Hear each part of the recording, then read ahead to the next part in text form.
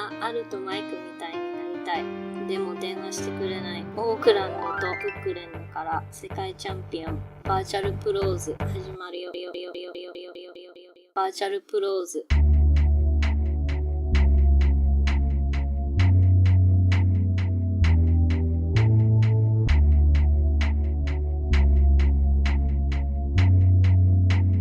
バーチャルプローズ。Boy, you should know that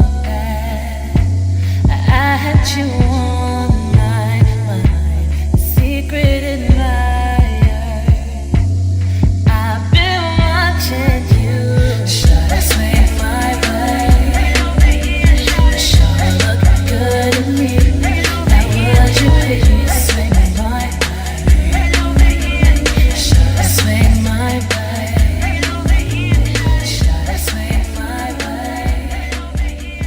Episode 13 of the Virtual Pros podcast. It's the human podcast episode. My name is Al, aka the Todokan Don, aka Flakabit Shinoku, aka Vader's social media strategist, and with me is Mike. Hey, I'm Mike, aka Ramen Reigns, aka Byron Craxton, aka Sour Diesel Kevin Hash. Today's episode is the Merchamania episode. Who will be the victor in predicting the future, and who will have to go out in real life in an awful pro wrestling t-shirt? Please hit us on Twitter at VRTLPros, same as our Instagram. Our Instagram is probably the best wrestling Instagram in the game, I promise you. Hit us up on SoundCloud under Virtual Pros, and also on iTunes. Hit up our mixtape at bit.ly/VRTLmixtape. You can also just type that in on YouTube, I believe, right, Mike? Yes, just type in VRTL Pros or Virtual Pros and it will pop up. And if you want to write in, email us at virtualpros64@gmail.com. We actually got a record amount of emails, and I think Mike is going to start with one of them. Unfortunately, I'm not looking forward to it, but go ahead. I am, but first off, I just wanted to mention the Instagram, the VRTL Pros Instagram. Yeah. Me and listener Daniel and listener Dave just realized there's a local business in our area that we don't like. Oh shit. So we all use our Instagrams to tag their local business. So all of their top posts are just our posts. And Daniel also runs a wrestling Instagram. So it's just like double wrestling for this poor business. But it's free promotion for us though. Do they follow us? No, it's just we hate them. So we want to just make all their top posts like our stuff. So then, like, it's free promotion for all of our Instagrams instead of their restaurant. Petty. Oh, it's a restaurant. Okay. Yes, it's a restaurant we don't like. Okay, yeah, I'll read some emails. We got a bunch of them. The first one is from a lady, so I'm gonna leave her name out. Call her Miss C, because maybe that's what her first initial is. We'll never know.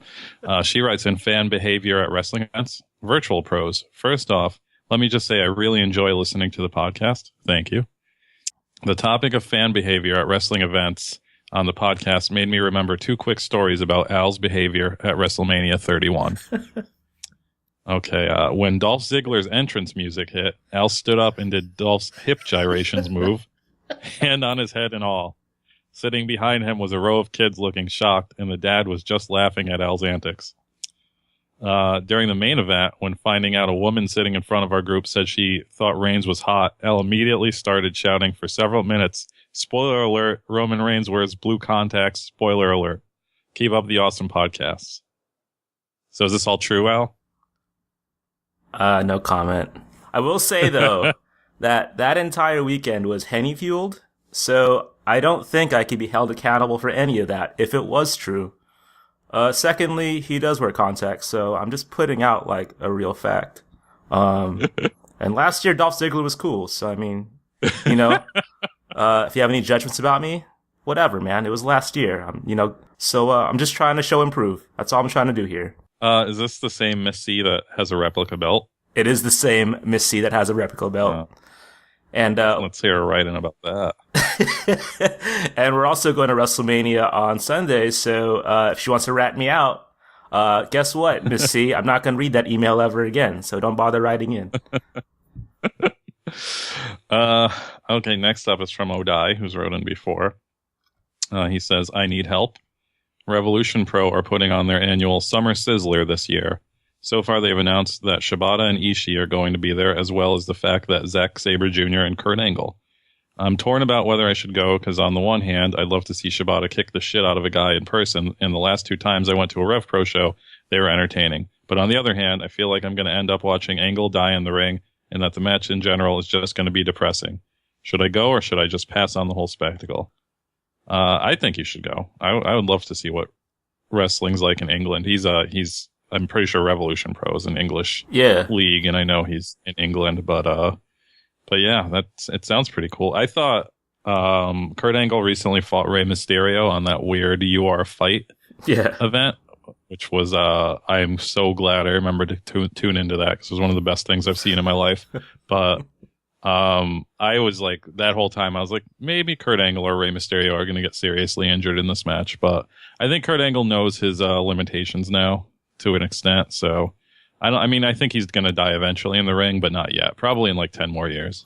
Well, I think the match that was announced for this card was ZSJ, Zack Sabre Jr. versus Kurt Angle. And he kind of wrestles, he kind of wrestles a low impact kind of style with a lot of arm locks. So I think Kurt Angle is going to dodge this death wish in the ring for this card. And I actually think that match will be pretty good. Like, you went to the Evolve show recently. Like, has your opinion on Zack Sabre Jr., like, has it gone up? Has it gone down? Like, where are you at right now with Zack Sabre Jr.? He's like, that kind of stuff I like watching live. I think he kind of has like a Durr face, though, where he doesn't really like ever look very involved in the match. Okay. And I think he needs to kind of work on that, but that's just my opinion. Because he's kind of like a skinny dude, even though he's built, but like, he just needs something, because he kind of just looks like the dude that was like the lower weight in like high school wrestling that was just kind of nerdy, that was just doing it for like to put on his transcript, basically. So like, he doesn't sell at all, or like, what do you mean? I mean, he sells. I mean, his face in general, that he has like his face and his haircut, he just kind of has like a Durr face, where he's just like, he doesn't really like look like he doesn't look like a wrestler that's going to kick the shit out of you, basically. Yeah, that's true. And I think he needs some kind of killer instinct. I don't know. Huh. That's just how I feel, though. Frank wrote in, but he wrote a very long email, and we answered that anyways through emails. But he wrote in asking for advice, for love advice, and we gave it to him. DC All-American. I don't know. That's a great name. Whoever you are, DC All-American. That's a Kid Cash on Twitter. Oh, okay. Yeah. Oh, the Kid Cash. The Kid Cash. Former ECW wrestler. Yeah. Kid Cash. Question for the show. What's up, fellas? This is DC. Since you both have grown up in the pre-internet Japanese wrestling era, you might understand where I'm coming from. We have too many options these days. Sometimes it takes me 10 plus minutes to find something to watch, and I end up not watching anything because I don't know what to watch. Since so much content is at our fingertips, do you think we tend to take these things for granted as opposed to how we treated tapes back in the 90s, 2000s? I remember the feeling of waiting for High Spots tapes coming in the mail. I wish I felt that again. Personally, I think the match, one of the matches I picked for the mixtape was kind of for exactly this reason. I think wrestling is one thing where I'm just like, no, it really was better in the 90s. And I stand by that. I think like it was just like at the perfect level of everything, like crazy moves, like good psychology, just all of the stuff that makes like a wrestling match great. Now I just think like everything is pushed, like the sliders are pushed all the way to the extreme, and it's just like it's kind of too much and sometimes. And I do think stuff like video games though is like something that is more attuned to that, where like all the Nintendo games I ever played, I don't think I would ever play if like I was a kid now, because they were just like so shitty. Like I remember I beat Ninja Gaiden. I can't imagine playing that game for more than 10 minutes now because it's so hard. And so stuff like that attributes more to being like seeing sweeter at the time than it is now. But I do think for the most part, the wrestling from the 90s is still much better than the stuff that's going on now, for me at least. No, I agree. I mean, I'm a definite 90s fetishist, but one of the questions was, do you think we tend to take things for granted as opposed to how we treated shit back in the 90s? And of course we do. Like, we have a litany of choices on what to pick on the internet. Whereas, like, in 1999, I would get, like, 3 tapes a month, if that. Yeah. And, like, I would watch these things front to back. And, you know, that's why it left a bigger impression on me than whatever I watch now. Because, I mean, I'm an older man. I have things to do during my fucking day as opposed to watching Great Sasuke. And that's why those times were so magical, because you had all this time committed to, like, focusing on these hobbies.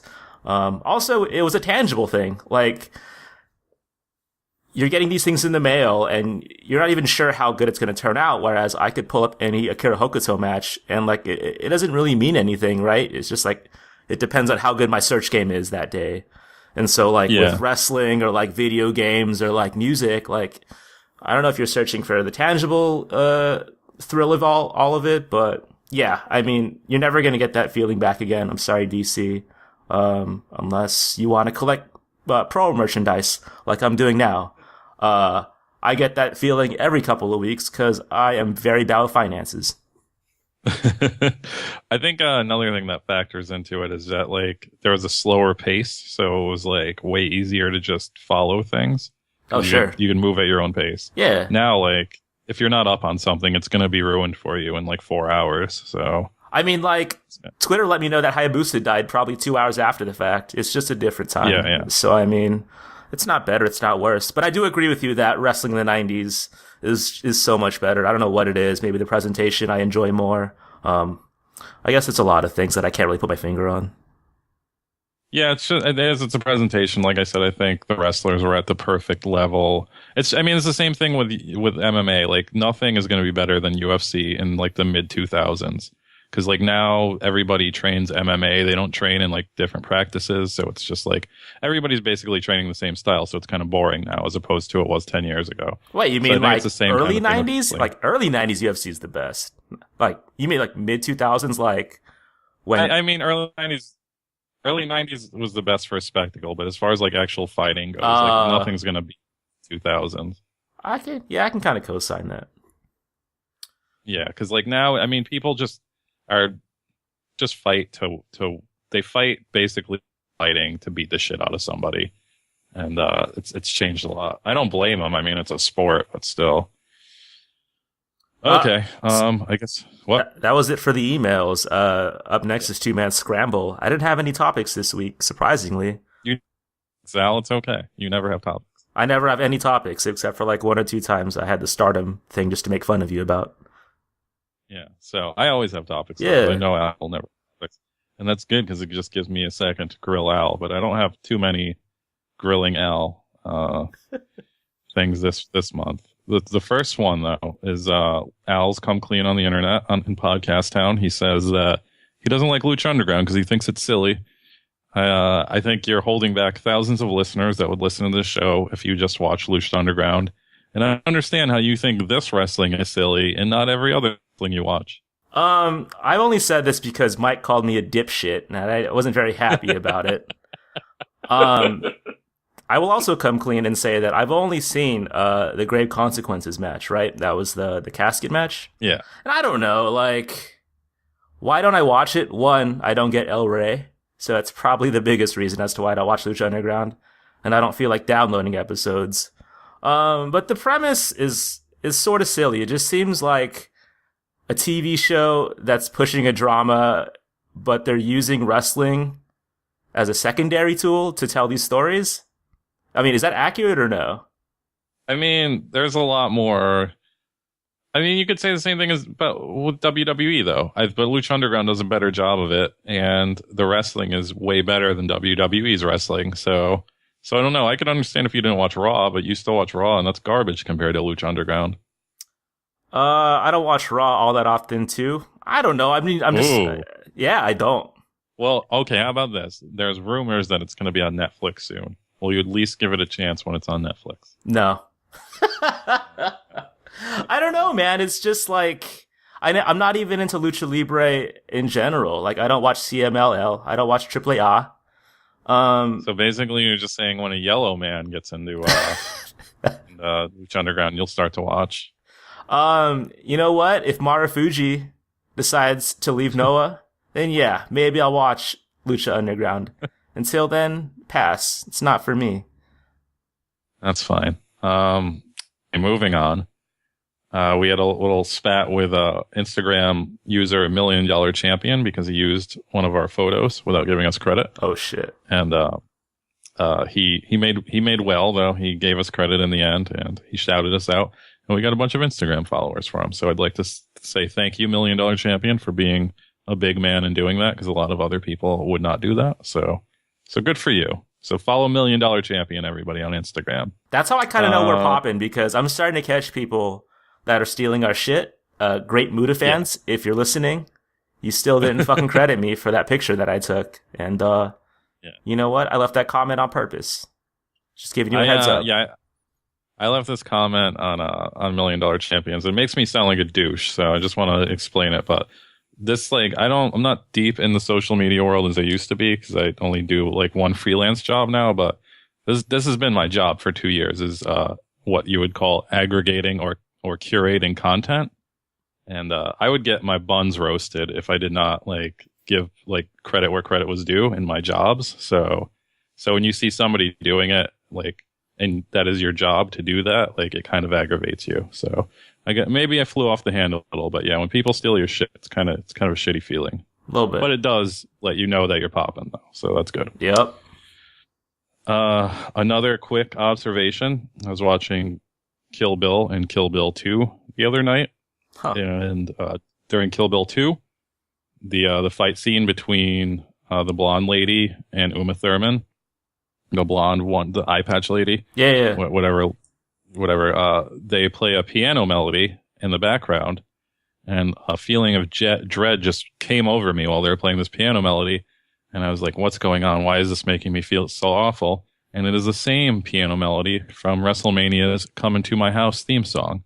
And I don't know if it's a sample or just a crazy coincidence, but if you're watching Kill Bill 2, just check that out, because it made me feel really awful. Dude, I think that sample, I always think of Dilated People's Worst Comes to Worst, because that's the same riff, I believe, as the Flow Rider song. Like, only the first, like, 4 notes or whatever is the same exact fucking melody as Dilated People's. I didn't look it up, but it's a Quentin Tarantino movie, so I'm assuming he lifted this from like some like very famous soundtrack. So, I'm assuming it's in most Crate Diggers collection, whatever it is. So it makes sense. So way to go, way to cause me dread, WrestleMania. Moving right along, I have become obsessed since finding out there are things called kiss cards, which is when you find a Japanese lady wrestler and they kiss the card, and you want this because you want their lip marks on a card for some reason. Yep. I don't know why. Probably creepy reasons. You know why. Stop it. But I was thinking, I mean, it's inevitable that we have to release merch. So can we release kiss cards, Al, please? You want me to kiss a card with a photo of me on it? Like with a UV coating? I will get the cards printed. You'll have to supply your own lipstick. And we could sell them. I mean, I figure like we could get like the hype beast crowd, sell these for like $50 a piece. Just limited edition kisses. Like there's like a 5 of 5 like tongue version of Mike tonguing down the card. That's actually this is like happening. No, we're not doing that ever. Absolutely, I'm gonna do it. I don't care about you, Al. I'll fucking get the cards printed in myself and kiss them, and I'll become a millionaire. Think about like that is the most unique like merch ever for a wrestling podcast. Like kiss cards, it's gonna work. I don't think it's gonna work, man. Seeing as you and I have never, I mean, we don't intend to show our faces ever because we're employed at like real jobs. So how is that going to work? It'll just be like our faces like half pixelized and then like our luscious lips in full view on this card with like some bait print. I don't know. What do you think? Listeners, if you want to buy our kiss cards, let us know so we can make them. At PayPal gift only. I don't want to pay the fucking 4%. Last up, this is kind of a two-parter, but if you guys weren't on the internet for the last couple of weeks, Vader accidentally tweeted a picture of his cock. Yep. And right immediately, he said his ex-girlfriend hacked his Twitter, which I do not believe, because when does that ever actually happen? Nah. I would like to I would need like an unsolved mysteries of this story. I'd like to know who he was DMing and fucked up and sent the picture to regular Twitter instead of DM Twitter. And it's a weird picture. There's a jar of mustard in the background. He's wearing Ugg boots. I don't know. It's creepy. I just imagine him listening to Yo Gotti, and he's just like, you know what? I'm gonna try this thing out. And yeah, it was listener Cart pointed out that I guess like he was like in a motel. Maybe it looked like a motel setup, and he had like a big jar of like fucking Heinz mustard on his dresser, and he was wearing just the most ladylike of Uggs. It was very unsettling. Someone made the joke that Vader time was at 3:00, which made me laugh very hard. But yeah, it's also crazy because obviously people send dick pics. This isn't the first occurrence of this, but it's weird because Vader's like 60-something years old, so it's crazy to think like even 60-year-olds send dick pics. Yeah, I don't know. Like, I would think they just age themselves out. And nope. He was just, you know what? I'm gonna fire this off. I'm gonna fire this shot off from 40 feet, and hopefully someone feels it. But he didn't do it in the Vader. Good for Vader for being up on technology at his old golden age. He's just like, yeah, I'll send a dick pic. I heard about that. Okay, so the last thing that ties into that is last episode I had some words for Mr. Brandon Stroud. Oh shit! About how what goes around comes back around again, and it's unsubstantiated rumors, but supposedly he got caught stealing a wrestling lady's nudes off her phone. And like I said, you know, it's a small community, and it's a very huge coincidence that seemed to happen right after our episode. And I just wanted to mention it. I have learned to never double cross Mike, because Mike has some crazy juju. I don't know if he was talking to I don't know who is the guy from Lucha Underground, whatever the guy's name is. I don't know what happened, but that shit was crazy how fast that came along. And like Mike said, It was unsubstantiated, but we got messages about it, and we were like, wow, the power of the internet is fucking crazy. Yeah, that's how it works. So next time somebody says, hey man, I really think you dig our podcast, you should maybe say, okay man, I'll check it out, because you're just a human being just like we are. So there's no reason to just ignore my tweet. And now look at you. Now look at where you are. Damn, homie. Yeah, I think the main takeaway is don't double cross VRTL pros, because we are on the way to becoming the strongest brand in the fucking world. Those Kiss cards are coming out, and I know a screen printer, so we're going to fucking run it. Trust me. Up next, Merchamania, who will be the victor in predicting the future, and who will have to go out in real life in an awful pro wrestling t-shirt. Stay tuned.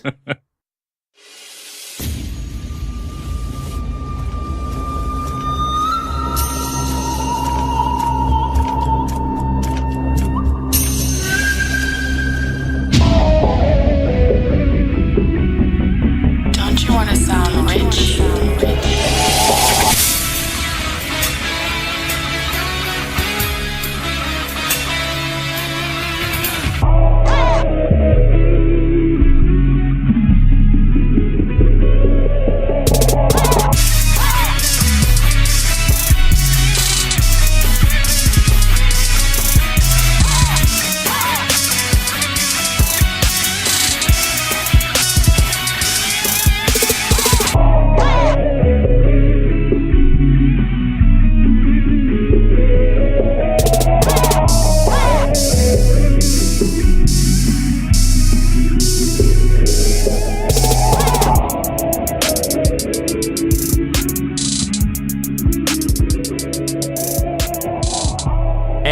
Welcome back to Virtual Pros.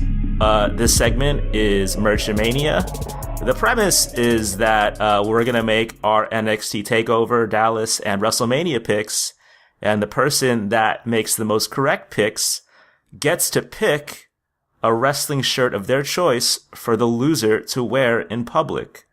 If you followed our Twitter at VRTL Pros, you've seen the litany of disgusting wrestling t-shirts that are available for purchase. And these are all from Pro Wrestling Tees, which is horrible quality on top of it. So You won't even get like a nice soft shirt out of this deal. It's going to be some horrible shirt that is going to suck and it's going to stink up your house forever. Yeah, it's going to be printed on a Gildan and it's going to be direct to garment, so it's going to be itchy, I bet, and it's just not going to fold right because the graphic is going to be too thick, and we're giving money to that awful company. Yes, which sucks. Yeah. And I was at Raw. Yesterday. Oh yeah, how was that, man? How come we didn't talk about that earlier, man? Raw was okay. It was. I haven't been to a Raw since the Attitude Era. Oh shit. And I thought it would be like less physically draining than it is watching on TV, but it's not. It's way more physically draining.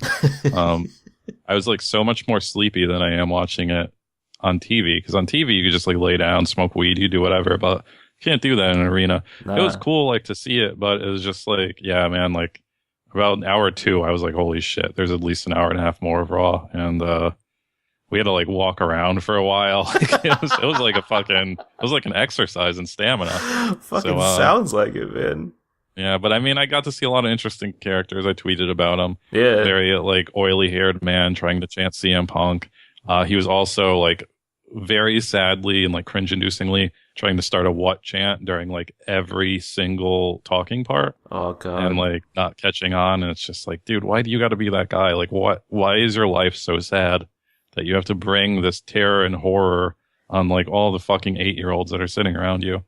So yeah, that was Raw. Also, did you have a PSA about Chris Benoit?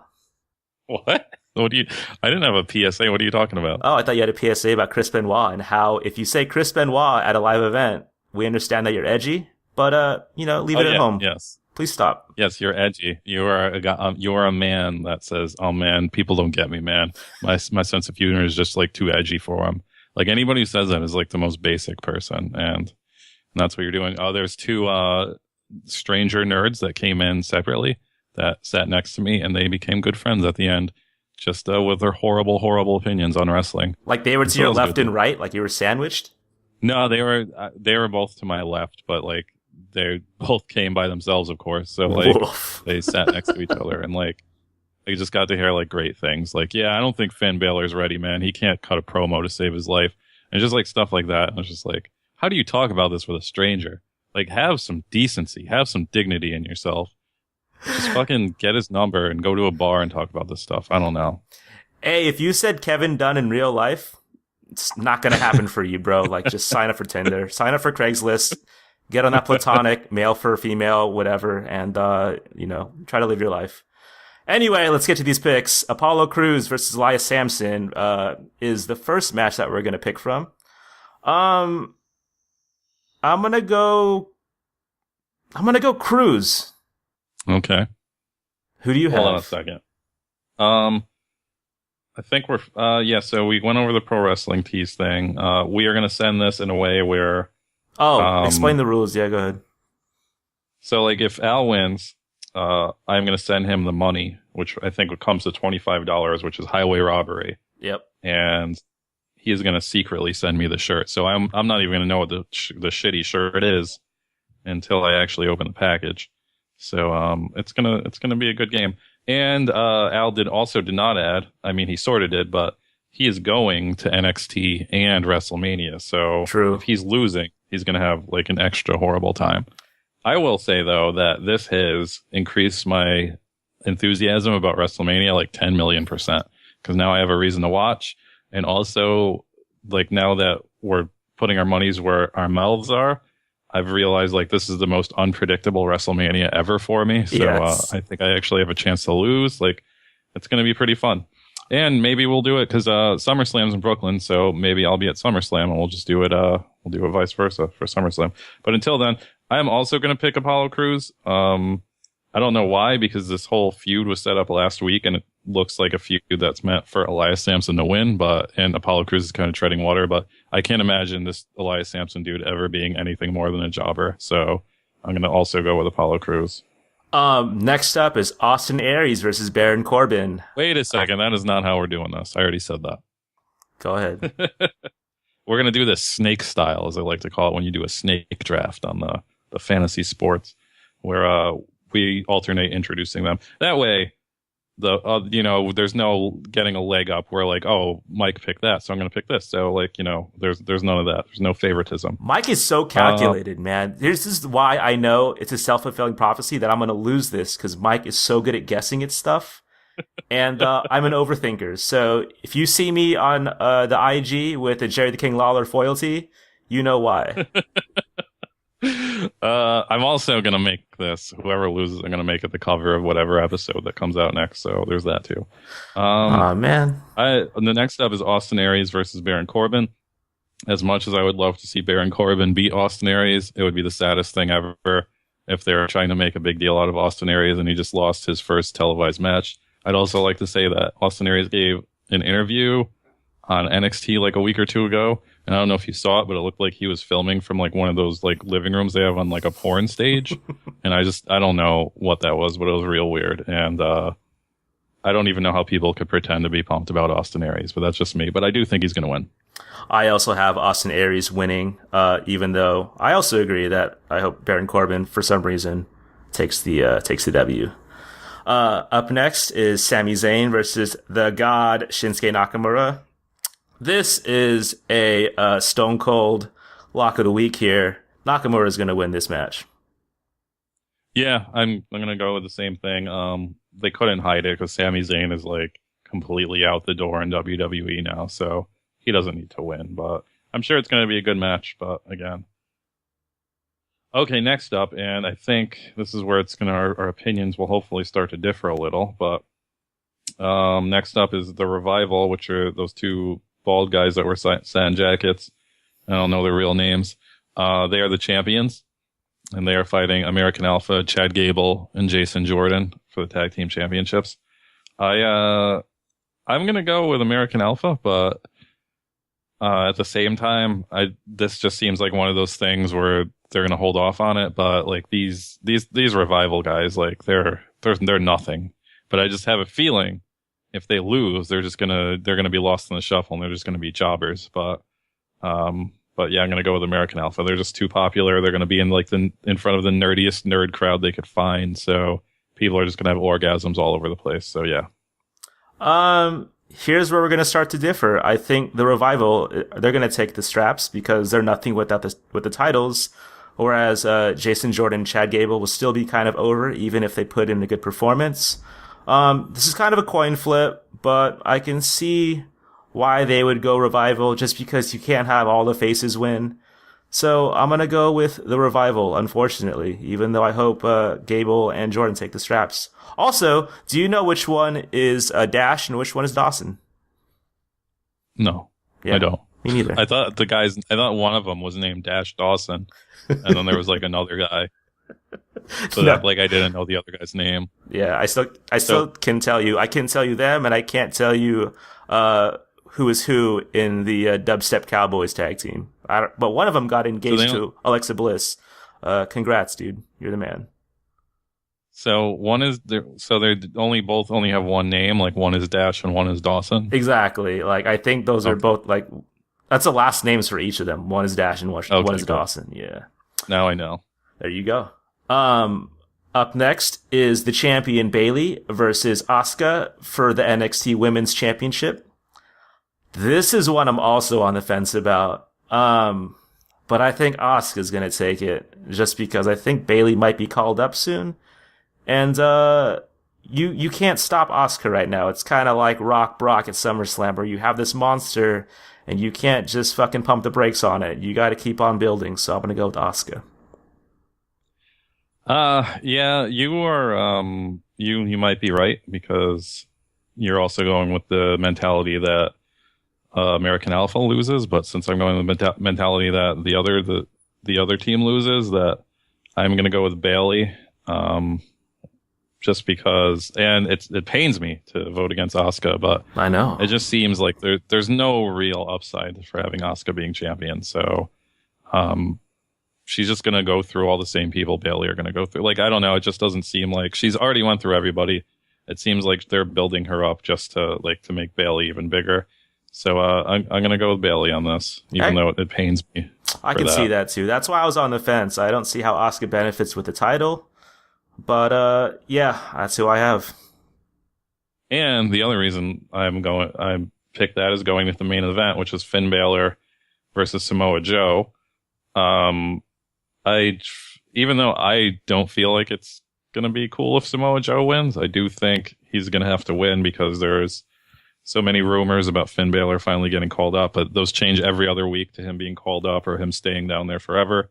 So who knows? But I just feel like if Bayley's going to win, they're not going to have all faces win, like you said. So I guess Samoa Joe and then Finn Balor can go up to WWE to flounder around like Sami Zayn and everybody else. But yeah, I think this is going to be the era of Samoa Joe coming up.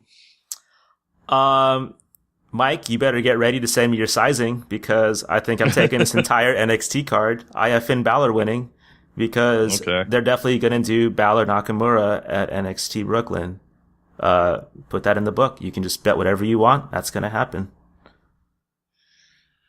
There doesn't need to be a title for that. You just have too much of a Japanese person fetish, which I don't have to deal with, I guess, because they're not gonna. That's not even gonna be a thing. That's no. Oh my I'm God. Sorry, I don't see that. I don't see that happening. What day is this? March 29th. All right, I'm gonna put this in my bookmarks, and I'm gonna clip this 30-second audio clip. It could happen as a match. I don't think it's gonna happen for the title. I mean, I'd be pumped because I'd be there, but I just I don't know. I don't see that happening. Up next, we're going to start the WrestleMania card. It's Team Total Divas versus Team, I don't know what they're called, Bad and Blonde? Bad and Blonde, yes. That's their name? That sucks. I'm going to go with Total Divas because they have a TV show and nobody on Bad and Blonde matters. So I think this is just a bang count it. That's going to happen. Yeah, I feel the same way. Again, this could screw us because it's not like anybody cares, but they do have a TV show, and it's Brie Bella's last match ever, so I don't see how they don't give it to her. Next up, still on the pre-show, is the Usos versus the Dudley Boys. I would have to begrudgingly give this to the Usos, because I think they let everybody stomp on the Dudley Boys because they're old men. But hey, who knows? Maybe this will reinvigorate their career and win, but I'm going to pick the Usos. I'm just going to be a contrarian, and no, I'm not. The Usos are going to win. Who am I fooling? Well, yeah, I'll go Usos. I mean, I want the Dudley Boys to win, hopefully, because I like Bubba Ray, and I think he could be a good guy, but that's not going to happen. So, Jay and the other guy for me. Okay. Up next is the third annual Andre the Giant Memorial Battle Royal. Do you want to do this where we can't pick the same winner? Because to me, it's so obvious who's going to win this. I don't think it's obvious. But who's your pick? So this is going to be our tiebreaker in the event that there's a tie, and Mike is just because there's 17 matches. So yeah, so I mean it doesn't matter because that's right, 17. Opposites, but anyway, yeah. Braun Strowman's going to win this by far. It's not even going to be like there's going to be no drama. Braun Strowman's taking this battle royal for sure. Yeah, that's what I thought too, but I don't even know he's going to be in it. And he's going to be I assume he's going to be in it. Yeah. But that was my first pick, but just so it's different just in case it does go to a tie, I'm going to pick Mark Henry because it's in front of his hometown crowd and he's getting up in age. This thing doesn't matter anyways, even though I just saw Mark Henry live and it took him about 45 minutes just to walk backstage. So I don't think he's in good shape, but I'm going to pick Mark Henry for this. Okay. Hopefully that only counts in a tie because it'll suck if you win from Braun Strowman. Although this next match, which is for the United States Championship, Kalisto versus Ryback, this is the match I've had premonitions about, which I think is going to cost me this whole thing somehow because I've been going back and forth over it. But since it's on the pre-show, I'm just going to go that Kalisto wins because I don't think, I guess Ryback's not a pushed guy or anything, but I don't see them giving Ryback a title just on some shitty pre-show. Kalisto's the king of the pre-show, so I think he's gonna win here and maybe lose to Ryback at whatever the next pay-per-view is. I'm in total agreement, actually. I was thinking about Ryback, but I think he would have won the title if they had it on the main card, but since it's going to be for free, I think Kalisto retains. Okay. Up next is the three-way Divas Championship match between Charlotte versus Becky Lynch versus Sasha Banks. I've been deliberating about this match the entire day, like on my walk to public trans while I was at work. I had so many conflicting opinions on what I should go with because I think this could be a pivotal choice here. I think I'm going to go Becky Lynch here, man. Oh, man. I thought for sure you'd go with Sasha, so I could be the winner with Becky Lynch. But yeah, I think what the internet likes as opposed to what seems to be getting over more is going to win out. And I think Becky Lynch is more popular when you count in like the slack-jawed yokels and all the other people that actually like spend hundreds of dollars on wrestling.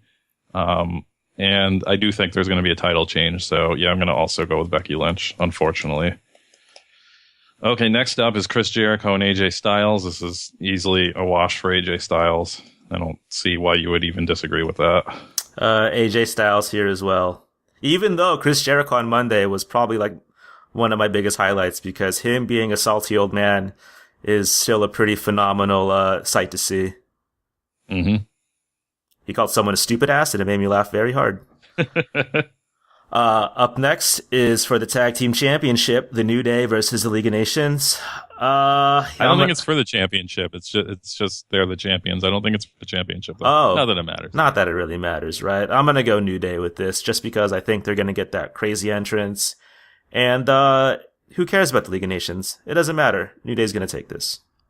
Yeah, I'm going to also go with New Day, even though they've been whooping up on the League of Nations for this whole month. So you'd assume using wrestling logic that means League of Nations is going to win, but I don't see that happening. Like, New Day definitely got like the biggest reaction when I went to Raw, so I don't see them fucking them. I don't see them fucking them over at WrestleMania. So I'm going to also go with New Day. Look, I come down to that NXT card. This is going to be sad even before WrestleMania starts.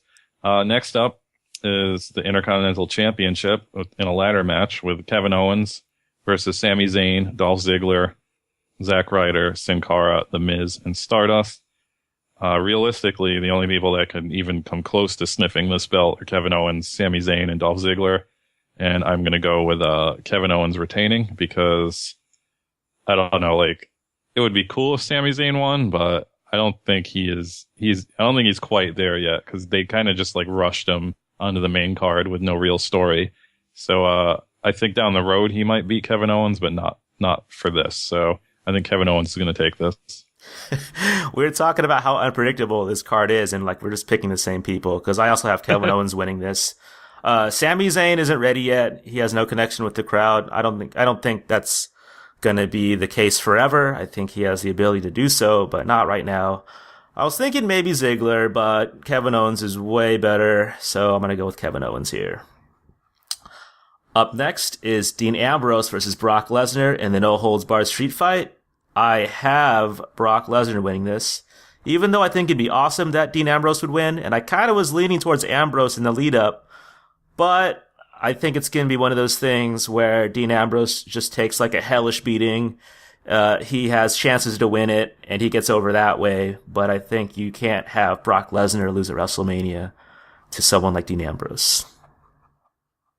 That's all logical, but at the same time, I just feel like even though every single time there's been something in wrestling where I'm like, this is so right if they did this right now, it never works out. Like, they never do it.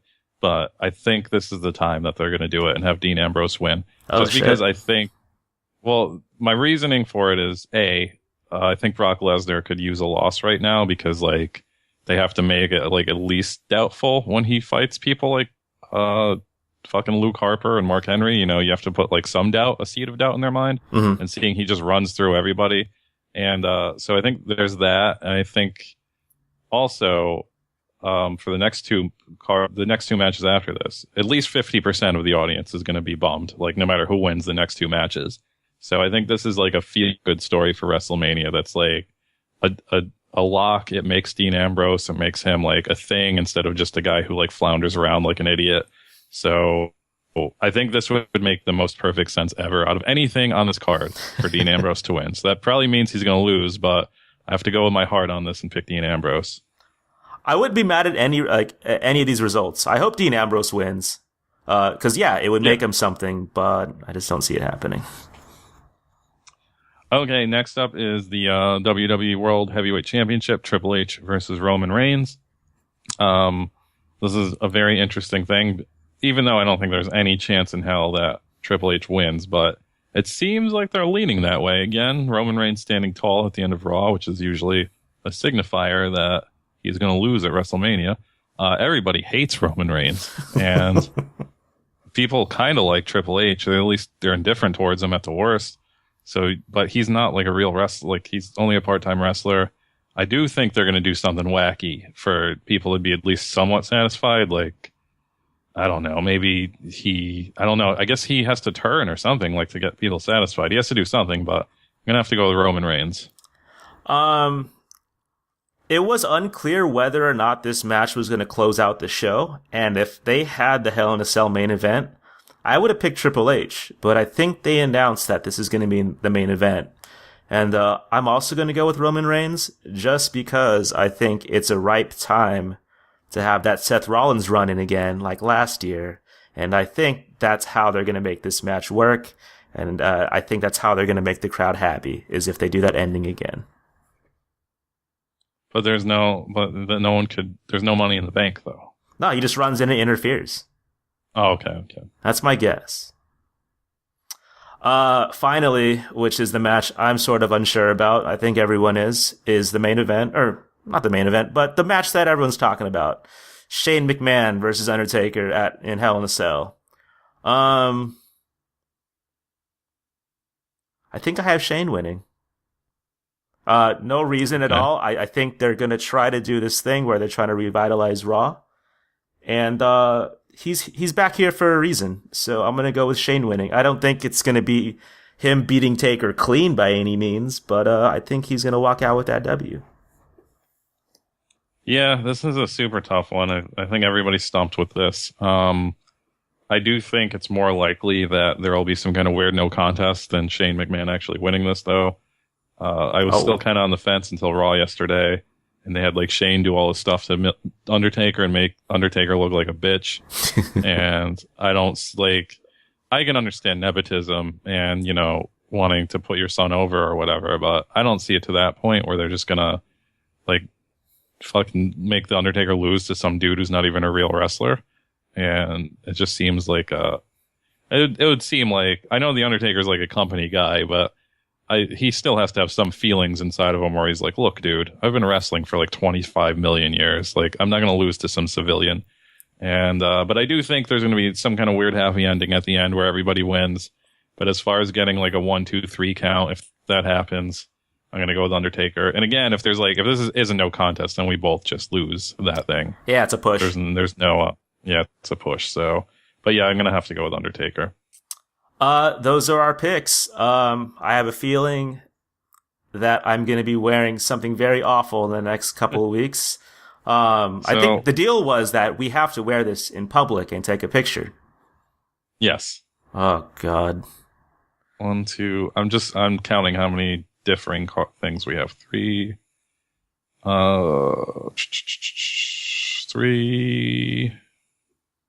4, 5. We have 5 differing things and the tiebreaker, but I guess it wouldn't come down to a tiebreaker because we have 5 anyways. I also had a prop bet. If one of us goes clean sweep, like whoever has the best WrestleMania picks and whoever has the most correct picks for NXT, someone goes 2-0, the other has to wear this on a date and take a picture of it with a 3-star dinner thing. What do you think, Mike? Yay or nay? I think you would renege on that, so I'm not going to agree to that. Oh, Also, I'll do it. I don't care. We have to clarify this. This Battle Royal pick does not count unless it comes to a tie, correct?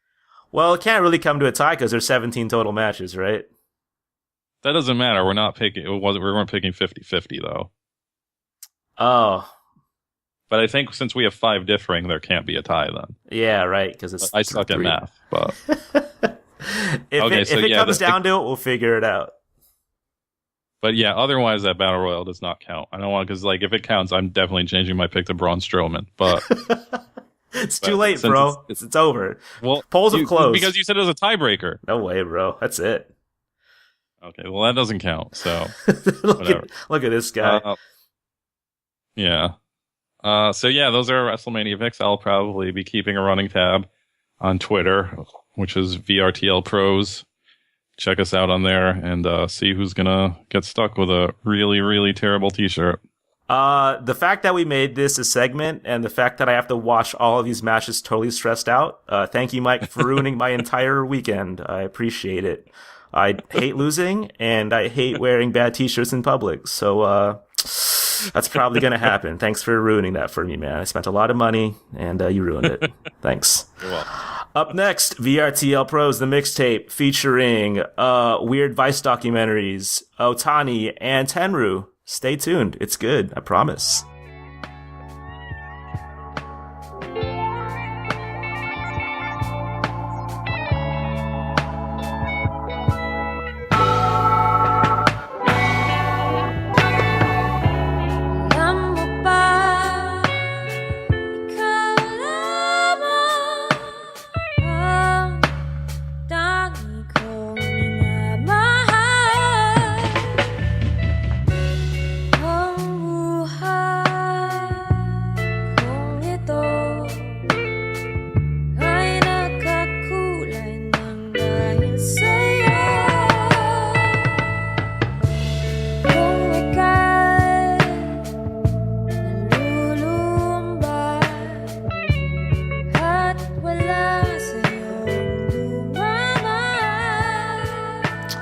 And welcome back to VRTL Pros, Virtual Pros, the best wrestling podcast on earth, I promise. Finally, tonight is the VRTL Pros mixtape that you all sort of listen to, I think. We picked 3 matches, and I picked 1 documentary just to kind of spice it up a little bit, because that's how I do things. We're going to lead off with that documentary, actually. I found this documentary called Girls Don't Cry by Vice Japan. And it's from 2013, and it's a documentary that follows 12-year-old Kurumi, who is currently wrestling for Ice Ribbon to this day. It's a documentary about this girl and how she trains and how she wrestles for this Ice Ribbon Joshi promotion. It's about 13 minutes long. It starts off with this girl doing very whack push-ups, but it also reminded me that during my high school days, I was doing Hindu squats because I saw, I forgot which wrestler was doing it. I saw Misawa do it, and I was like, that sounds like kind of like a weird workout. So I was doing like 100 or 2 a day.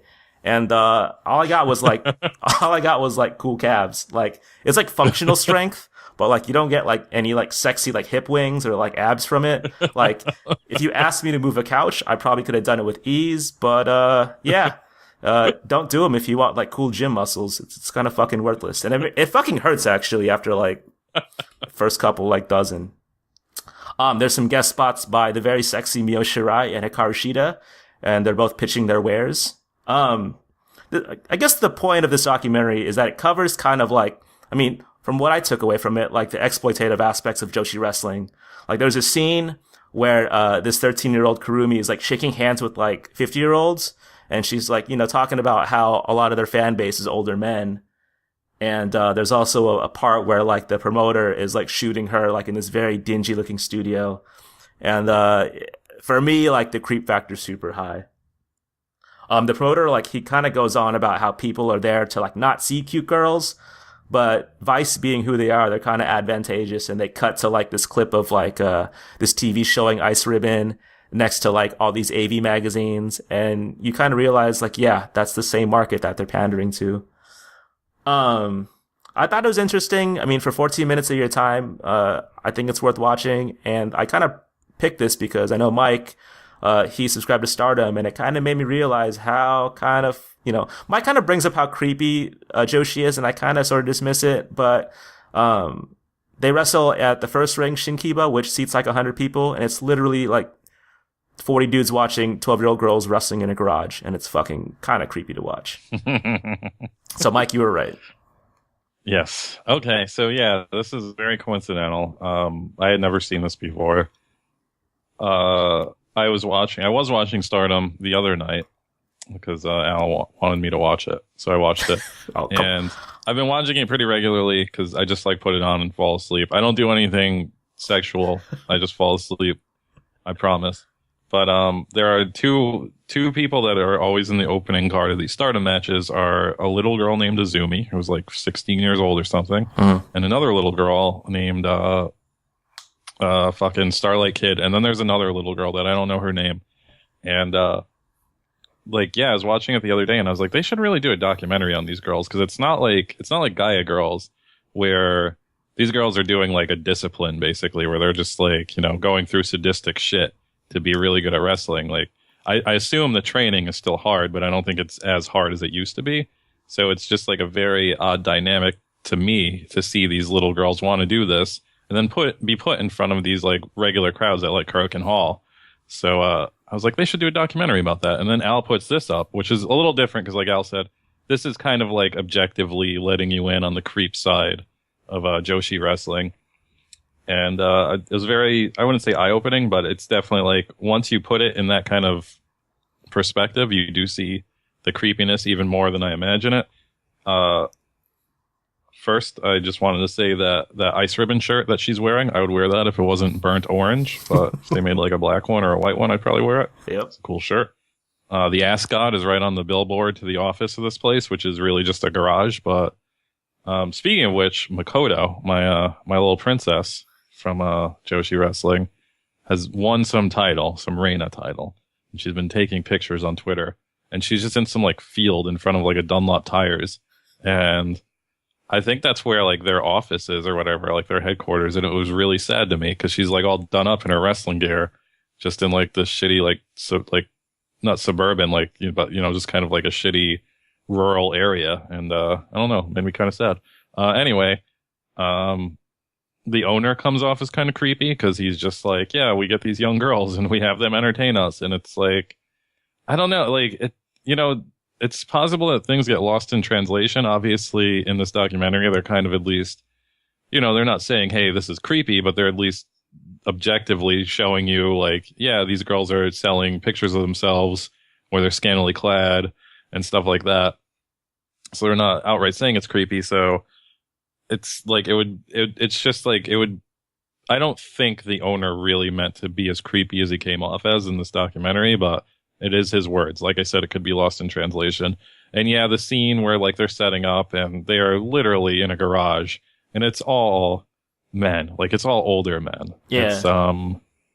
It's not like usually when I gaze into a Japanese wrestling crowd, it's usually a mix, like way more of a mix than it ever is in American audiences, even where it's just like young people, old people, people in suits, like people look like they might not necessarily be with children, just like a whole mix of people. But this was legit just like creeps, like Japanese creeps. And that's something. And it's just like a cultural thing, I guess, where it's, there's less of a stigma on it to just be a creep. And I went over this before, but either way, yeah, I would definitely recommend watching this. It's 13 minutes. It's on our mixtape. So, yeah, go check it out for sure, even if you have like a little interest in this stuff.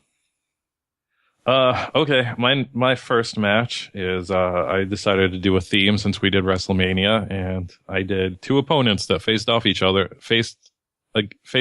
each other that are now facing, Sami Zayn, this weekend at Wrestlemania and NXT. Nice. And it's, yeah, see, it works like that. And it's, Kevin Steen versus Shinsuke Nakamura from, ROH War of the Worlds, May 2014. First off, sorry for the quality. You can go watch this match on Daily Motion in slightly better quality, but ROH are real bastards when it comes to stealing their stuff and putting it on the internet. So, but I promise to you, if you go to Daily Motion, it looks a little better. This match is so strange. Like, this match isn't like the best match. It's not the worst match. It's just a wrestling match. It wasn't even the main event on this card. And, it's just odd to think this is like a huge get for ROH. And this is just going to be like a mid-level match for WWE in a couple years. Speaking of which, I think this match is going to be much better when they do it again. And we'll get to hear people talk about motor oil and Snickers bars over it, because that is going to really make the match instead of people talking about the actual match. There are so many corny "this is awesome" chants in this one match that I don't even know how you can't step back and look at yourself and just be like, okay, we gotta stop this because we sound like fucking morons.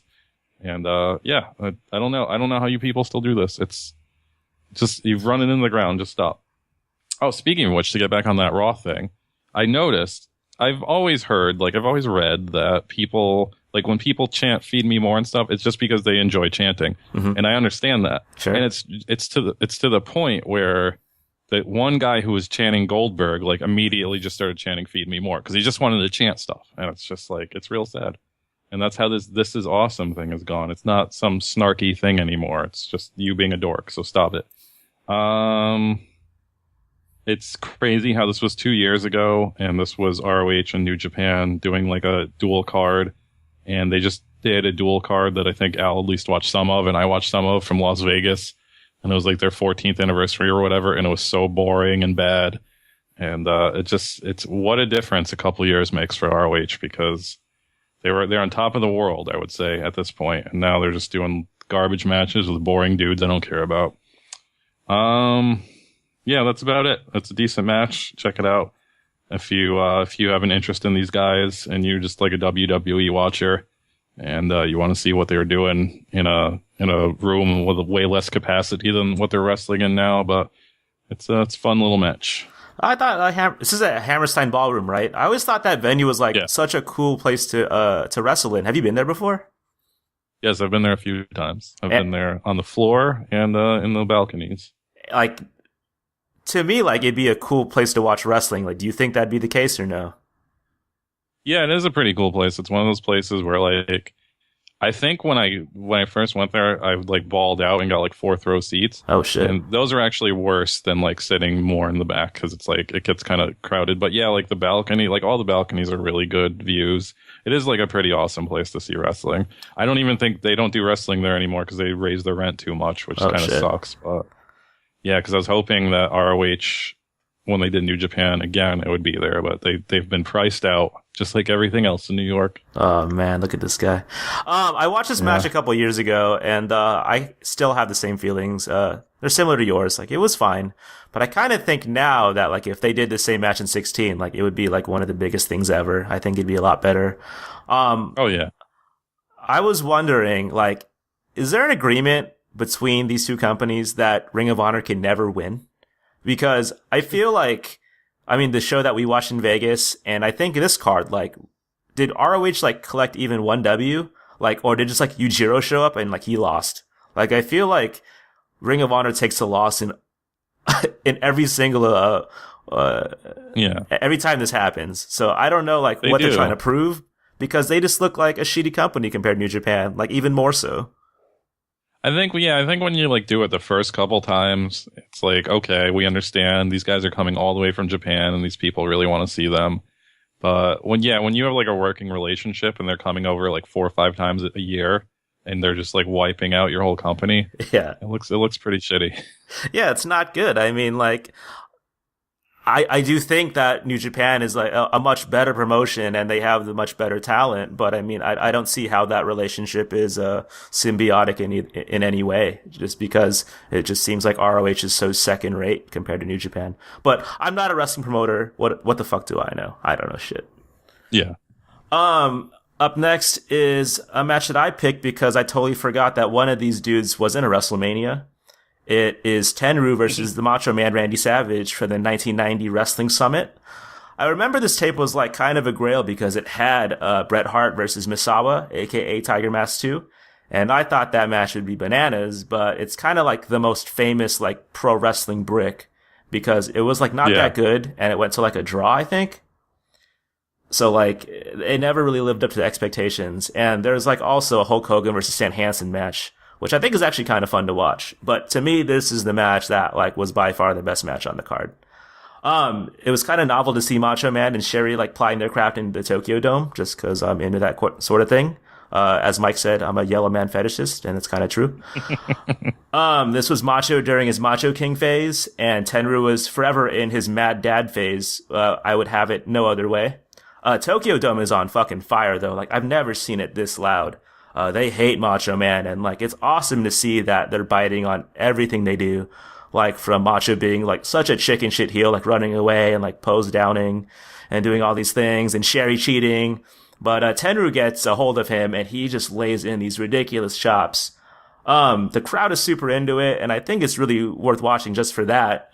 It's not like the best match, like technical wise, but it's a fun match to watch. And yeah, it's really awesome to see like people biting onto these two dudes, and like it just kind of just shows how good they are. Like they don't have to just be killing it in the ring, but just their mannerisms and just the way they operate in the ring, it's enough to be over with this crowd. Yeah, I had never seen this. I've only seen that Bret Hart match from this card. I've also never seen a lot of Tenryu matches, and this makes me want to check him out some more. 'Cause he's an angry old man at 40 and just grumpy as fuck. He was 40 in 1990. That's fucking crazy. Yeah. He's 65 during his retirement match last year. Which exactly. Is nuts. But yeah, this is I think this is definitely like the hardest, like, or the stiffest I've ever seen like a match for Macho Man, because I've basically only seen him in WWF and WCW. I remember when I was really little, they had these ads for these Memphis VHS tapes, and I remember it had like Macho Man versus Jerry Lawler in a cage match. And I made my uncle order it, and it was kind of a letdown because it was one of those cameras from like far away that was just stationary, and it was real boring to watch. But outside of that, that was like the most brutal match I had ever seen Macho Man up until this point. Not that this match is like super brutal, but Macho Man's getting hit for real, like a lot. Yeah. And there was no one hitting Macho Man for real in WWF at this point. Like Ultimate Warrior might have roughed him up by accident, but he's getting the shit chopped out of him. This match, and I assume this whole card, really shows off the scope of the Tokyo Dome and how big that place is, because I just wrote down, this place is so big it looks stressful. Like I can't even imagine just like, if I had like seats that were super far away and I knew where they were and I got like a little too high before I left, I'd be like, no, man, I'm not going to go there. That place, like, who even knows where the bathroom is? Like, it could be so far away. So that place looks super stressful. I'll chime in here. I went there last year, and it's not as big as you think it is. It's big, but I wouldn't say it's stressful to be in, and you can find a bathroom pretty quick. But I will say that the seats, like I like watched a baseball game there, and but that's different because they're taking up the whole baseball diamond and field. So there's like, but there are seats. So like for wrestling, it looks a little more stressful than it would be for baseball. You might be right. Okay, I can see where you're going. But like the benches, like if you're an obese American, don't bother going to Tokyo Dome, because I'm a medium. I think I'm a very compact man. And I felt like the fattest man alive, because they allot you maybe a foot of space on these benches, and they're all numbered. And I think I was sitting on like two Japanese ladies' laps, and it wasn't that cool. It fucking kind of sucked. Al is fat shamed me into never going to Japan now. I'm never going to go. I'm going to be too embarrassed. Dude, I'm a large over there. Fuck. They're going to make me sit in like a special part of the restaurant. Oh man, they want me scaring kids with my girth. For people who don't know what I look like, I'm not that fat. I'm just bigger than Al, so I don't want people to think I'm fucking 400 pounds or anything. Also, Macho Man hits the elbow. He hits the Macho Man elbow chop, and I'm like, holy shit, Macho Man's gonna win. And then Tenryu just kicks out of it, just disrespecting the Macho Man elbow like it's nothing. Yeah. Also, Macho Man kind of just knees Tenryu in the face on that elbow, which is probably why Tenryu kicked out of it so easily. Outside of that, yeah, the crowd fucking explodes when Tenryu wins. And this is one of the very few matches that I wish was actually longer than it was, because I never ever say that about any wrestling match. But yeah, I thoroughly enjoyed this match. Yeah, super good. Okay, my last one is Shinjiro Otani versus Jushin Liger, which I believe was 1997, and it was for the J Crown title, which Liger was holding at the time. The backstory is this was Otani's last chance at winning the title from Liger. He had already lost 2 previous times, and he was like, "This time I'm gonna fucking do it. I'm gonna beat that Jushin Liger." Going into this, Otani is like most people, I'm sure. The first time I saw Shinjiro Otani was the J-Cup 94, and going into it, I was familiar with some of the guys that were in J-Cup already, and they're all like, like Chris Benoit, those people. And they all have like, these big bombastic personalities, and they have masks and costumes and stuff. And then you turn on J-Cup 94, and it's just like a regular looking Japanese man in black panties no knee pads, and tiny black boots. And it's like, who the fuck is this guy? What's he gonna do? Like, these guys are doing flips and all this shit. This guy's just in his panties. And then he starts to wrestle, and he's such an asshole when he wrestles. All he does is asshole moves, and it was just like, it captured my heart, like, from right there. I was like, this guy's a guy, and from what I know, all little guys do flips, but he does not do flips. He just kicks your fucking ass. And I always respected that about Otani. It was the kind of a match that I definitely forgot about this match in my mind, but I'm so glad it came back into my life recently. This is, I think, because I was like, when I was doing research on this, I'm pretty sure that Dave Meltzer gave this match 4 3/4 stars, which proves that even the gods aren't perfect all the time, because this is definitely 5 stars all day for this match for me. Oh my goodness! I think this is one of the greatest wrestling matches ever. I could weep for this wrestling match. It's just like the dynamic of this match is so good, because like instantly Liger's coming in with all the bikini girls carrying the 7 J Crown titles, which is if you guys aren't familiar with the J Crown, it's what they did the J Cup for, basically, which is winning like a different title from each person. And so basically they're all bullshit titles, but it's like a really cool visual when you're walking in with 7 belts. So Liger's coming in, he's kind of like the heel in this, which is kind of odd, because Otani's still a dick, but he has like a lot of fighting spirit in this match. So you're really rooting for Otani to like overcome Liger. And I think that's like a super good dynamic. I also do not know, if you're an indie guy and you're listening to this, you have to do this gimmick where you're just the J Crown champion. Don't call him the J Crown, just call it something else. Call it the M Crown or the K Crown, and just come to the ring with like 7 belts. You would look so cool. Like, you'd instantly be a star. So I don't know why no one does this. Damn. I will say, for you short attention span types, not only is this a long match, but this starts off with a lot of holding, a lot of holds, a lot of arm work, leg work, stuff like that. But once this gets into it, I honestly do think this is one of the greatest matches. There's a sequence where like Otani is trying to pull Liger from the top turnbuckle, and it's just like, I don't know, everything about this match I think is fucking wonderful and amazing, and I think everybody who is a wrestling fan needs to watch this match at least once in their lives. Yeah, just to echo Mike's points, fantastic match. This cut kind of made me realize how trash NJPW World is, because they cut all the intros and they don't have any full cards. Like, I would pay the extra 200 yen to see intros like this. Like Liger with the fucking 7 belt with the J-Bays holding like each belt. That's like the best fucking intro of all time. It was great, and I can't see that on NJPW World. I wanted to watch it there, but what's the point? There's no intros. Also, to your point about Otani, like, he just looks like a normal Japanese, like, I don't know, he might be working at your local Subway in Harajuku. But like, he looks even worse now. He looks like a fucking teacher now. Oh, so, man. Like, at least back then he was in shape. He has that Mr. Garrison haircut, or the hair now, like, he has that U-shape, like horseshoe on his head. And you're like, man, damn, homie. In high school, he was the man, homie. What the fuck happened to you? But even though he was so plain Jane, he might, lay claim to being the best at doing multiple things, which is kind of rare. Like, he has the best springboard dropkick. He has the best springboard spinning leg lariat, best dragon suplex, and I think he might be the best seller. Like, his facials are so fucking amazing in this match, and I think that's why he had no gimmick. It's like, you know what? I'm gonna come out. I'm not gonna wear anything cool, but I'm just gonna wow you with my wrestling prowess, and it's definitely one of my favorite characters in pro wrestling for sure. Is that it? Is that all you had to say? That's all I had to say. I mean, you echoed how great this match was. It was so good. I also wanted to add, this is the match that like really hits it home for me, because I do sit around, and I don't sit around all the time. I don't want to sound like that much of a loser, but I like, I'm always like, technically wrestling should be way better than it was back then. And then I'm just like, maybe I'm just romanticizing the 90s too much. But then I'll see a match like this, and I'm like, this is heads and shoulders above anything else I've seen this year. And then I remember that it really was like way better back then.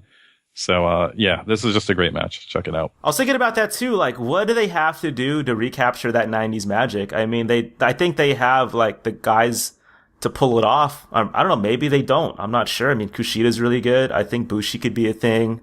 The UK guys, I think if they meshed well with the NJPW guys, it could be a thing. But I just don't know how they can recapture this sort of magic that was going on in '97. I'm just not sure how they do it. It's just like the problem for me is that it's not as well put together as it used to be. Like everybody has to do 500 moves now, and it's just kind of like it cheapens it. I mean, basically this match is set up like a Fire Pro match, and I think that's why all of that wrestling is so good. All that wrestling is always like Fire Pro matches where they start off slow, then get into medium, and then get into hard work, and that's always what like works best for being a wrestling match. And now it's just like immediately they're doing crazy shit. And that's what kind of ruins it, I think, for me at least. It does seem like it's a little formulaic these days. You kind of have that like the opening groundwork, which is a little like, yeah, I get it. This is how you start off matches, but they have that big sprint at the end with all the big finishes and all the close calls. And yeah, I don't know. I do agree though that the '90s in terms of wrestling, I think is a little better, but I'm not sure how they can replicate that now. Even though I don't think we're in a bad time for wrestling, I don't think it's like the mid 2000s by any means. Yeah, if you look at like an average Raw match now, it is like a million times better than something 15 years ago. Definitely something in the 90s for sure. Yeah. So WWE's gotten better, like as far as wrestling goes, but I think everything else is just kind of behind now. Ah, man, the 90s. Anyway, yeah. This was episode 13 of the Virtual Pros podcast. Do you have any final words, Mike? No, I will be shopping for your shirt soon enough. I have one picked out. I used the strategy. I already said this, so forget it. I don't have any final words. Peep us on Twitter at VRTLPros. Same handle as our Instagram. Hit our follow. I know you guys have Instagram. That's like the only worthwhile medium to check out these days. Hit us on SoundCloud at Virtual Pros and subscribe to us on iTunes. I don't think we've had a review in quite a while, so if you want that Best of Raw 2007, leave a review and we can work something out. Episode 13, I'll be stressed out come Friday because I think I'm going to lose. I bet Sami Zayn's going to win for some reason. Something bad's going to happen. Peep us in 2 weeks. Thanks for listening.